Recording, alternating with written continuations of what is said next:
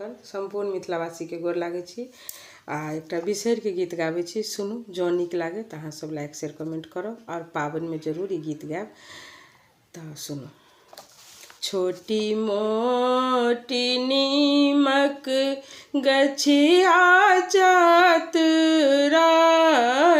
डार, राम चतुराल डारी, राम ताहि तर पाँचो बहिनी खेले जुआ सार, राम ताहि तर पाँचो बहिनी खेले जुआ सार।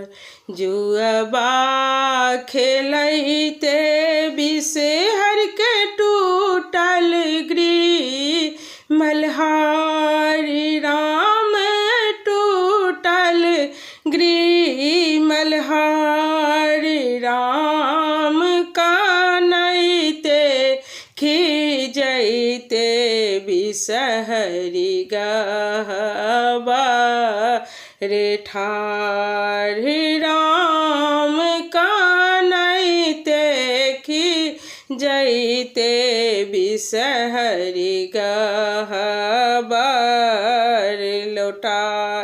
जोनी कानू जोनी खिजू बिसहरी माई, राम बिसहरी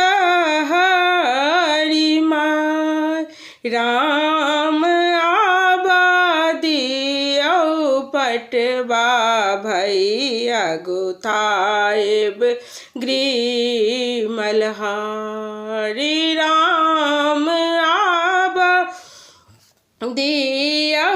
पटवा भैया गुथाएब गृह मल्हार। पहिरी ओढ़िए बिसहरी आंगन भेली ठार, राम आंगन भेली ठार, राम चान सूरुज ज्योति गेला मुरझाई, राम चान सूरुज ज्योति गेला मुरझाई।